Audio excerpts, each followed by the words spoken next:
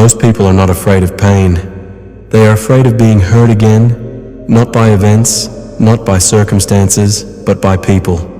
A word, a look, a betrayal, a rejection, and suddenly your peace is gone. The truth is, life will never stop testing you. People will disappoint you. Situations will fail you. Plans will break. But here is the Stoic truth.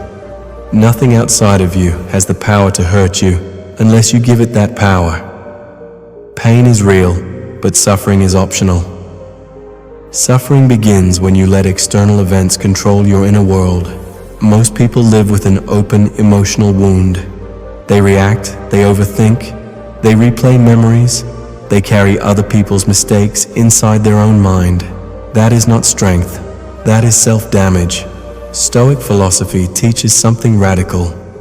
You cannot control what happens to you, but you can control what it does to you. And when you master that skill, something changes. People lose the ability to provoke you. Situations lose the power to shake you. The past loses its grip on your emotions. This is not about becoming cold. It is about becoming unbreakable. In this video, you will learn how to stop giving people emotional access to your mind, how to protect your inner peace without becoming bitter, and how to build a mindset so strong that no one and nothing can hurt you anymore. Because real power is not in controlling the world, it is in controlling your response to it. Why people hurt you only when you let them. Most people believe that other people hurt them. In reality, it is not people that hurt you. It is your interpretation of what they do. A harsh word is just sound. A betrayal is just an event. A rejection is just a decision someone else made. The pain begins when your mind says, "This means something about me. This shouldn't have happened. This is unfair. This proves I'm not enough." That inner dialogue is where suffering is created. Stoic philosophy starts with a simple but powerful idea. Events themselves are neutral. Your judgment about them is what gives them emotional power. Epictetus said that people are not disturbed by things, but by the views they take of them. This means the real battlefield is not outside, it is inside your mind. Think about it. Two people can face the same insult. One laughs and moves on. The other feels angry for days. Same event, different inner response. If the event had the power to hurt by itself, both would suffer equally. But they don't, which means the power is not in the event. It is in the mind that receives it. Most people give others emotional control without realizing it. They give control when they say, "They shouldn't treat me like this. They must respect me. They ruined my mood. They made me angry." Read those sentences carefully. In every one of them, your emotional state is being handed to someone else. Stoicism teaches the opposite. No one can make you angry. No one can make you miserable. No one can steal your peace. They can only offer a trigger. You decide whether to accept it. This does not mean you approve bad behavior. It means you stop letting bad behavior live inside your head. There is a huge difference between "this was wrong" and "this destroyed my peace." Stoics reject the second one. Marcus Aurelius wrote that you always have the power to remove your opinion about things, and with it, remove the distress. That is real strength, not pretending things don't hurt, but refusing to let them control you. Most emotional wounds stay open because people keep touching them with their thoughts. They replay conversations, they imagine different outcomes, they argue with the past, they relive the insult again and again. The other person may have moved on, but they keep hurting themselves in their own mind. Stoicism breaks this cycle. It teaches you to separate what happened from what you tell yourself about what happened. When you remove the story, the emotional charge weakens. You begin to see something clearly. People can do things to you, but they cannot decide who you become inside. That part is yours, And the moment you take responsibility for your inner world, you start becoming harder to hurt. Not because life becomes nicer, but because your mind becomes stronger and quieter. In the next part, you'll learn how your ego and expectations make you emotionally vulnerable, and how Stoics dissolve that weakness. How ego and expectations make you easy to hurt. If you want to understand why you get hurt, look at two things: your ego, your expectations. These two decide how fragile or how strong you are emotionally. Ego is the story you tell yourself about who you are, your image, your pride, your need to be respected, valued, or admired. Expectations are the rules you silently place on the world. People should treat me fairly. They should understand me. They shouldn't betray me. Life should be easier than this. When reality breaks these rules, emotion explodes. Not because reality is cruel, but because your mental contract was violated. Stoic philosophy teaches that the more you depend on ego and expectations, the more control others have over your emotional state. Think about it. Why does criticism hurt? Because it attacks your image. Why does rejection hurt? Because it threatens your self-story. Why does betrayal hurt so deeply? Because it breaks the picture you had in your mind. The event hurts, yes, but the identity attachment multiplies the pain. Epictetus warned that if you want to be invincible, you must stop tying your peace to things you don't control, including how people see you. Most people do the opposite. They build their self-worth on approval, respect, loyalty, recognition. And then they are shocked when these things fail them. This does not mean you should stop caring about people. It means you should stop handing them your emotional stability. Another dangerous habit is expecting life to be fair. Fairness is a beautiful idea, but reality does not sign that contract. When you expect fairness and don't get it, you don't just face a problem, you feel personally wronged by life. Stoics train themselves to expect difficulty, misunderstanding, and imperfection, not to become pessimistic, but to become mentally prepared. Marcus Aurelius wrote that you should begin each day by telling yourself, you will meet interference, ingratitude, arrogance, and selfishness, not to feel bitter, but to avoid being shocked. When you are not shocked, you are not emotionally shaken. Lowering expectations does not make you weak, it makes you stable, and dissolving ego does not make you small, it makes you free. The less you need the world to confirm your worth, the harder it becomes for the world to hurt you. In the next part, you'll learn how Stoics train their mind to stay calm under emotional pressure and stop reacting automatically to pain, insult, and disappointment. Training your mind to stay calm. Under emotional pressure, most people don't lose control because the situation is extreme. They lose control because their mind is untrained. Pressure arrives. Emotion rises, and the reaction happens before thinking even starts. Stoic psychology focuses on one critical skill: creating space between the event and your response. This space is where strength lives. Epictetus taught that when something happens, the first thing you should say to yourself is, "You are only an impression, not the thing itself." This sentence is powerful because it breaks the illusion that what you feel is the same as what is real. When someone insults you, what actually happened? Sound waves reached your ears. The anger appears because your mind adds a story. This is disrespect. This is an attack. This should not happen to me.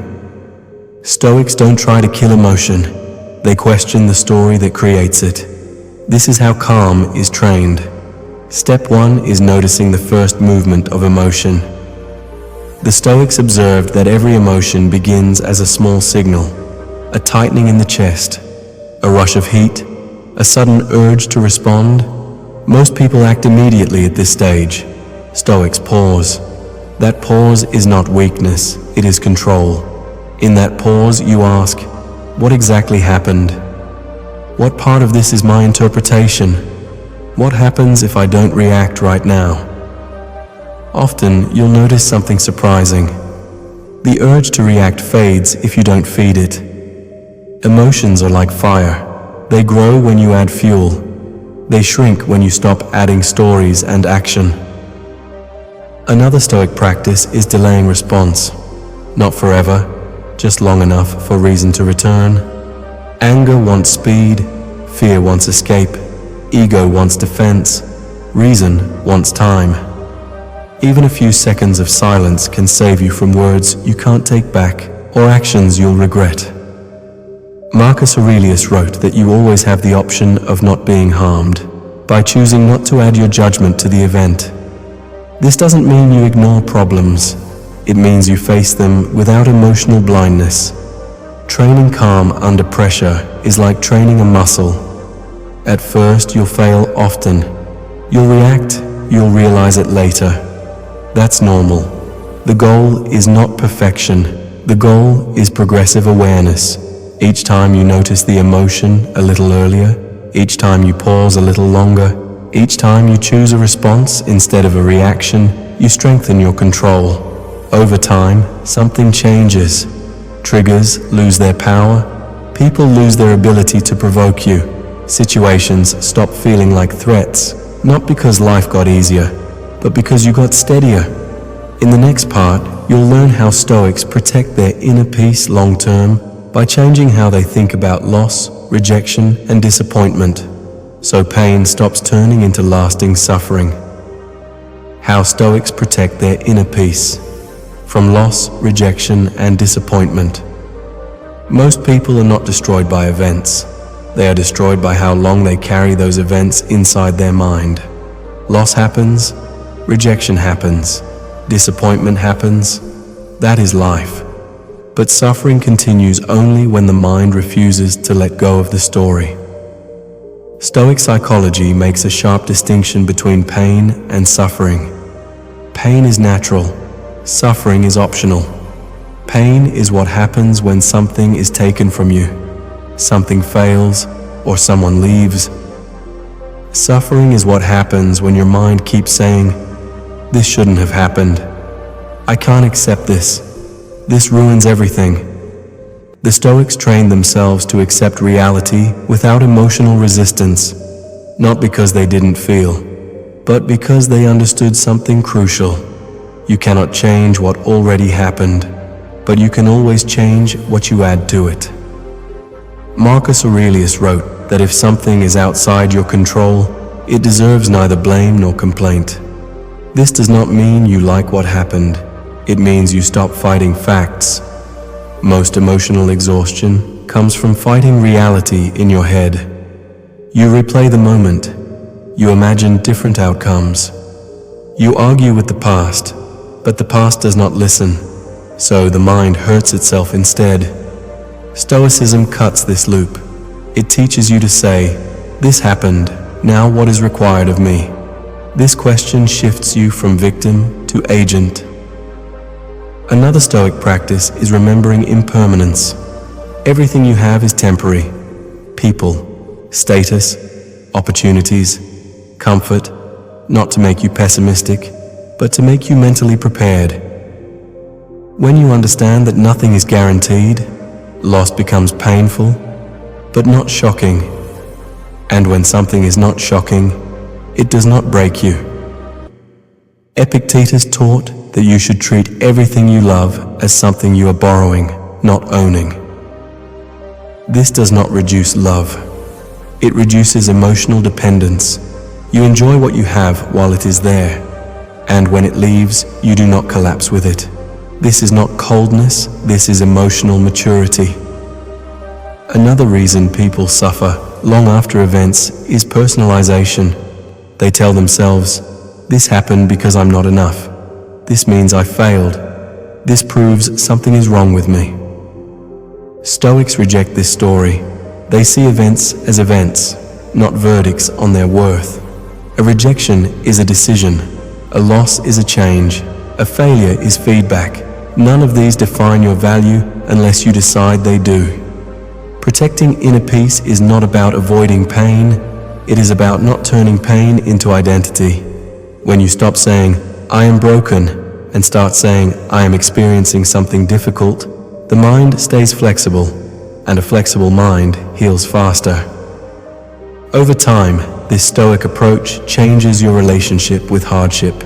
You still feel, you still care, but you don't bleed emotionally for years over things you cannot change. You move forward. In the final part, you'll learn how to turn all of this into a daily mindset, so you become someone who is naturally hard to hurt, not because you are closed, but because you are internally strong. Becoming someone who is hard to hurt. The goal of Stoicism is not to make you cold, it is to make you stable. There is a big difference. A cold person shuts down. A Stoic strengthens his inner structure. Most people are easy to hurt because their emotional safety depends on things outside of them. Other people's behavior, other people's opinions, other people's choices, outcomes they cannot control. When those things change, their peace collapses. Stoic psychology changes this foundation. It teaches you to build your emotional stability on what you control: your judgments, your values, your actions, your response to events. When your peace depends on these, you become naturally harder to hurt, not because nothing bad happens, but because bad things no longer own your inner world.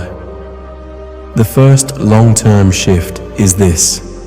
You stop expecting the world to protect your feelings. This is not bitterness, it is realism. People will be imperfect. They will misunderstand you. They will disappoint you. They will sometimes hurt you without meaning to. When you accept this, you stop being shocked by it. And what does not shock you does not shake you deeply. The second shift is learning to separate your worth from outcomes. Most people tie their self-respect to success, approval, relationships, recognition. Stoics tie their self-respect to character. Did I act with integrity? Did I stay reasonable? Did I respond with discipline? Did I keep my values under pressure? When these are your standards, failure hurts less, criticism hurts less, rejection hurts less, because your identity is no longer fragile. The third shift is mastering emotional boundaries. This does not mean pushing people away. It means deciding how much access they have to your inner state. Someone can disagree with you without controlling your mood.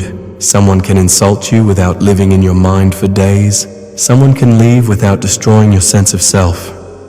You stop letting external events live rent-free in your head. This is not indifference, it is self-respect. The fourth shift is practicing daily mental hygiene. Just like you clean your body, Stoics clean their mind. They review their day. Where did I react emotionally? Where did I stay calm? Where did I let ego speak? Where did I choose reason? Not to judge themselves harshly, but to train their awareness. Over time, this awareness becomes automatic. You catch emotional reactions earlier. You pause more easily. You choose responses more often. This is how strength is built. Quietly, daily, without drama. The final shift is this. You stop seeing pain as an enemy and start seeing it as part of being human.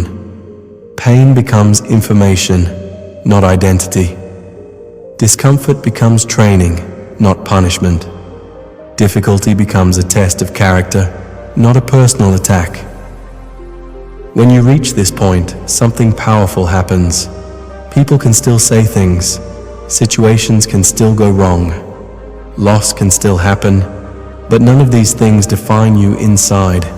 You remain steady, not because you feel nothing, but because you are no longer controlled by what you feel.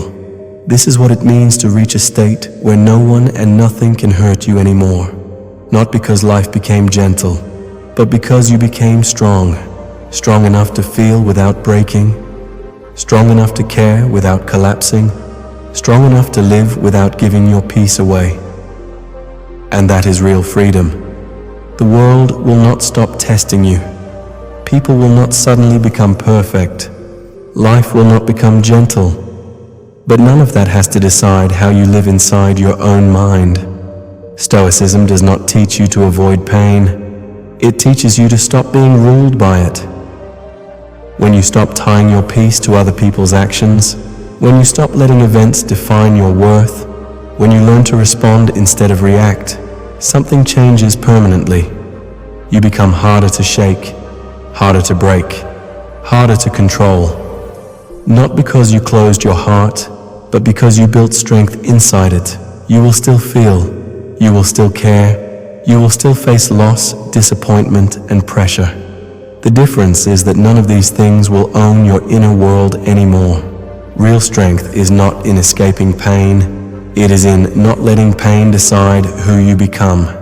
And when you reach that state, no person, no situation, and no past experience has the power to hurt you anymore, because your peace no longer lives outside you, it lives within you.